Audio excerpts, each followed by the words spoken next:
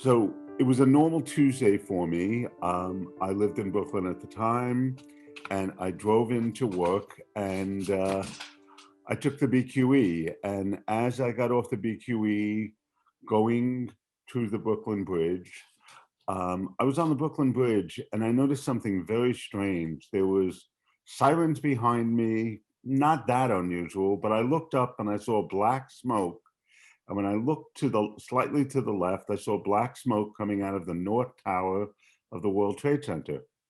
And it seemed odd, but I thought, there's always a chance for a fire in the towers. And I continued on the Brooklyn Bridge. And when I got off of the Brooklyn Bridge by Park Row South, it's a hairpin turn right in front of City Hall. That began an unbelievable and unforgettable day for me, because in front of me, the first plane had just exploded inside the building, and I was a block away. There were thousands of people looking up at the building in amazement, as I was too. And I thought to myself, how am I going to get to the office? I was just concerned with getting to work. So working in the area for 25 years at that time, I knew all the back roads, and I made a turn on Spruce Street and then Gold and then to Fulton Street. And as I'm on Fulton Street, people are running towards me screaming, terrorist attack, terrorist attack. And I was dumbfounded. I'm like, am I really hearing this? And then I heard this loud noise, and I looked up and I saw the second plane hit the building from a block away. And at that time, it just seemed surreal. I said, what did I just see? And again, the only thing on my mind was getting to work. And so I made some wrong turns on streets and put my car in the garage. And that began the real adventure of 9/11 for me. I walked to Park Row, which was a block away from the towers, and there were thousands and thousands of people standing in the street, and I joined them. I was standing in the center aisle on the island, and looking up in amazement. It was like a scene out of a movie, an Owen Allen movie, which he always did, thriller movies. And in looking up, I couldn't believe what I was witnessing. I referred to them as birds, but it was really people jumping out of the building. And I was thinking to myself, what would compel somebody to jump out of a building from 80 stories up, 90 stories up? And I was just in, I guess, momentary shock. There's one image that's forever etched in my mind, is three people holding hands as they went out. And it was just horrible. And I continued to watch, and we were all there, and I started to cry. I got very, very emotional. And at some point, because things were happening so quickly, I saw the South Tower start to fall right in front of me.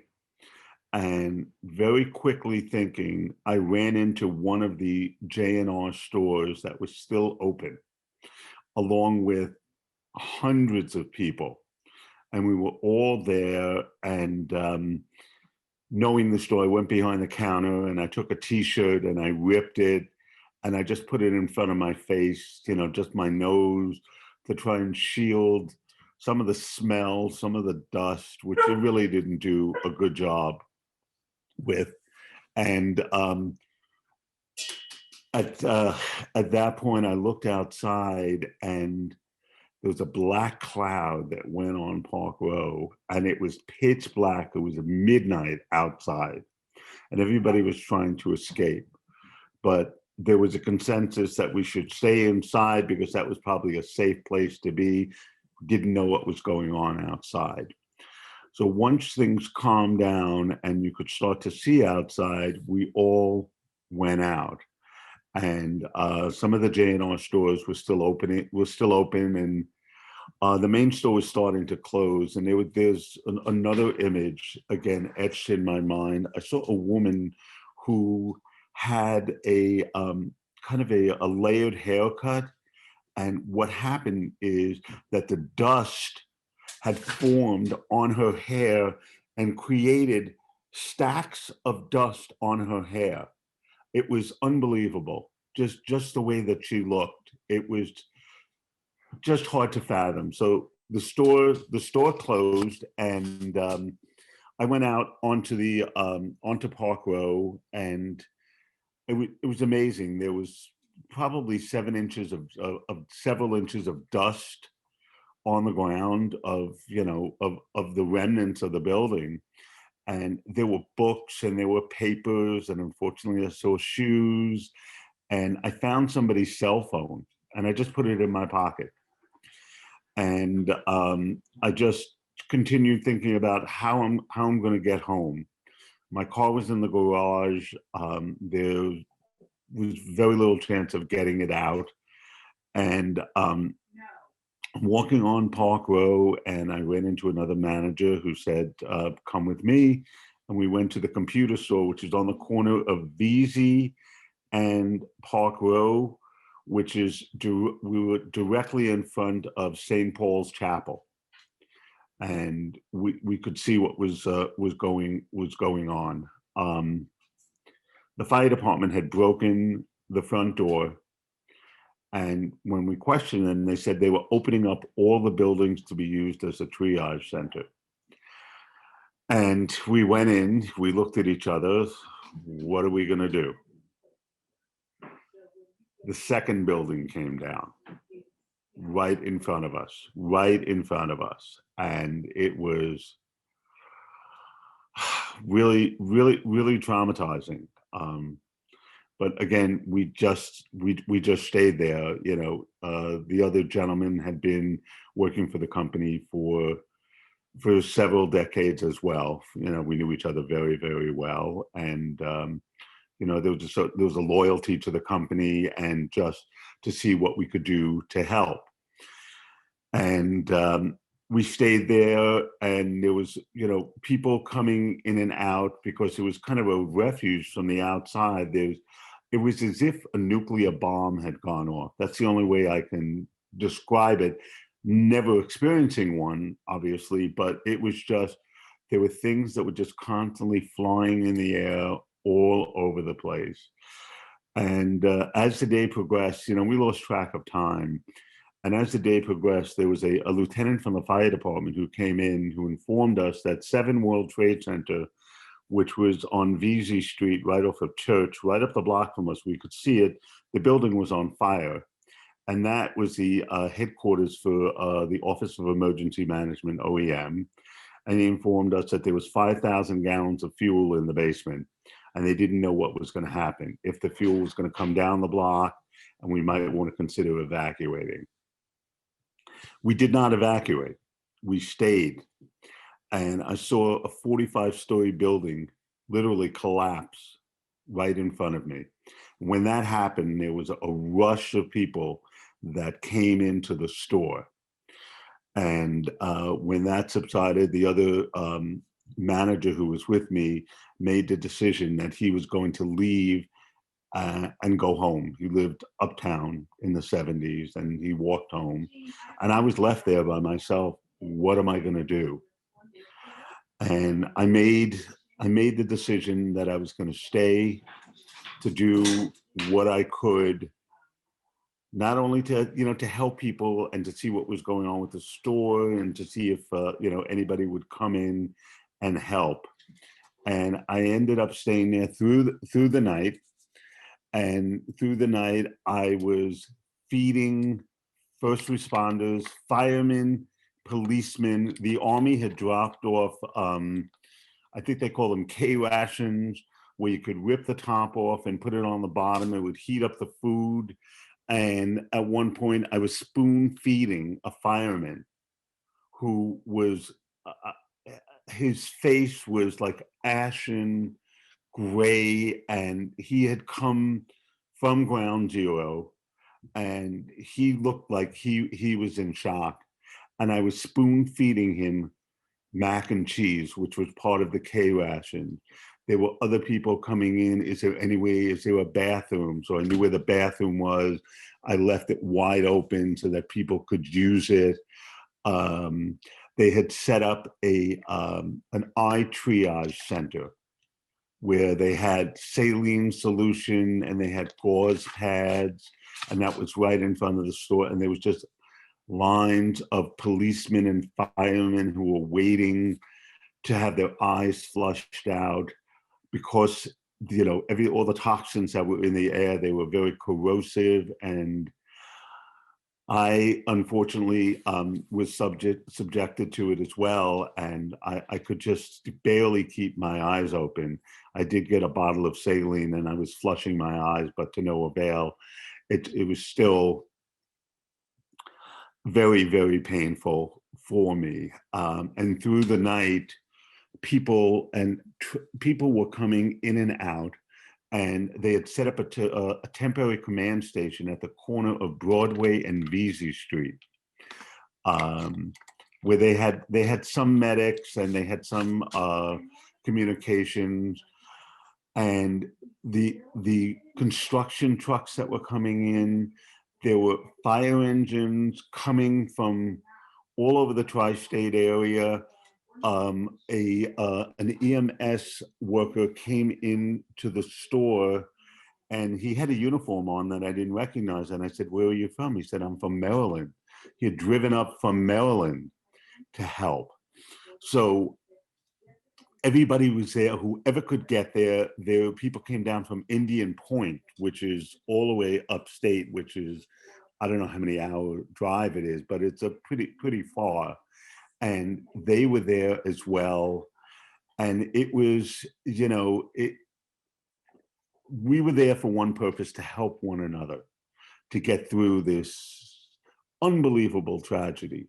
It was just mind blowing. And one thing that I'll never forget was the generosity of a sanitation worker who was driving a fueler. And what that was one of those giant tanker trucks that was filled with fuel, and his job was to constantly go down to ground zero and fill up the fire trucks with gas, because they had to continually run to pump. The pumpers had to run to pump the water. And what he did is that he went next door, and this was probably close to 12 o'clock at night, and he was able to get me a sandwich, which was the first time I had eaten all day. So that was at 11 o'clock. I was able to get a bottle of water and a sandwich. And through the night, it was a scene of just continual trucks, continual men just doing what they can. And then came sunrise. Now, having worked in the downtown area for probably close to 30 years at that time, what was amazing to me was when the sun came up, there were parts of the downtown area that were exposed to sunlight for the first time since the towers went up. Because when the towers went up, they were blocking sun from hitting certain parts of the streets, certain parts of the building. So now there were shadows that I had never witnessed before, that I had never seen before. And that I kind of like took that in. That was almost like a sign from above. You know, I tried to find something positive in such a horrific day. And that sunrise on Wednesday morning was just unbelievable. And what was also, you know, an amazing sight is that New York City had started to clean up. There were street sweepers that were going on Broadway, that were going in front of City Hall, just trying to clean up some of the dust that was still circulating in the air. And as the day progressed, a gentleman from the from J&R came in, as I affectionately called him, MacGyver, because he could do anything. And he and I helped secure the store. And there was another shop owner on the block who came down to take a look at his store, and I knew him pretty well. He happened to live in Brooklyn, as did I, and he drove me home. So I got home on Wednesday afternoon at 4 o'clock. And up until then, I had never looked in the mirror, and I didn't, I was living it, so I could never fully comprehend exactly what took place. But when I turned on the TV and it was all over the TV, I was just like, I just broke down. And probably about an hour later, I composed myself and I took 4 consecutive showers to get all the grime off. I threw out my clothes. The one thing that I saved were my shoes. I actually wrapped them in saran wrap and I kept them in my apartment until I moved. It was just something, it was just a constant memory for me. They were behind the door, they were wrapped in saran wrap, and when I moved, I threw them out. And that was some degree of closure for me. And I didn't have any reception on my cell phone. At that time, yes, I did have a cell phone. I had one of the big, bulky flip phones that weighed probably about 3 pounds. And I listened to all of the messages that were on the phone, and it was the mailbox was full, and my mom was crying, my brother was crying, my sister was crying. There were so many friends. Where are you? Where are you? Are you okay? Are you okay? Because everybody knew that I had worked downtown, working for J&R for such a long time. And I slowly started to return calls to my family. And I told friends to call other friends because I just couldn't talk to people, to let them know that I was okay. And I stayed home until the following Monday, when I went back to work at J&R, which was now everybody was relocated to our distribution center. And I went there and people were hugging me, and it was just an unbelievable scene, to know that people had gotten out, that people had survived. And there were a couple of people who were injured, but it wasn't anything that was that severe, some cuts, some bruises. But, the mental toll and that it took on all of us was just something that, lives on and lives with me to this day. So, Marty, that whole time you couldn't reach out to anyone in your family or any of your friends to let a single person know you were okay? I was totally incognito. I had no means of communication to reach anybody. All the firemen and the first responders were they were communicating via walkie-talkie. They had set up a bank of walkie-talkies because there was no cell service. There was very limited electricity in the area as well. So you were down there for a day and a half, Roughly basically. 30 hours. Okay. But just being down there for the 30 hours left you with 9/11 illnesses. Correct. 14 years later is when I developed an illness. And it's something that I live with every day. I spent many months in the hospital, went through many different procedures, and I continue to fight on a daily basis. It's become my mission to give back. I've been given a new life because of this illness. Do you feel comfortable telling us what that illness is? The illness is multiple myeloma, which is cancer of the blood cells. So I've gone through 2 stem cell transplants. I've been paralyzed by it because it cracked my spine. So I was in a wheelchair for 2 months. I had to learn how to walk again. And so I went from a wheelchair to a walker to crutches to a cane to today, where I have permanent damage to my feet and to my back because of it. So 14 years later, you develop a blood cancer. Did you connect that cancer to 9/11? Immediately. Immediately. I happen to be a twin.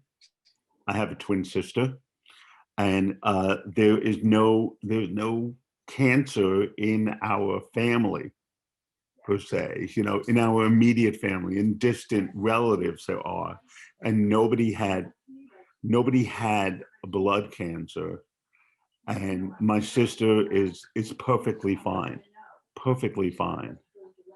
And right away, as a matter of fact, the doctors were able to connect it immediately. Well, I had you were also been, excuse me, I had also been a member of the World Trade Center Health Registry since its inception. And that I knew right away. I actually contacted them when I was in the hospital and told them about it. For those who are watching or listening and not aware, 68 cancers have been scientifically linked to the 9/11 dust. And yet, people who have had these cancers over the years don't necessarily connect the dots to their own cancer. So, we're trying to get the word out that if you were there on 9/11 or spent any time below Canal Street in the 8 months after, and you have a cancer recent, or you have had a cancer over the last 19 plus years, you need to register with the World Trade Center Health Program. You get free lifetime health care, and you're likely entitled to an award from the Victim Compensation Fund. Only a fraction of those potentially impacted are actually part of these programs because they just don't connect the dots, or they're not aware of the programs.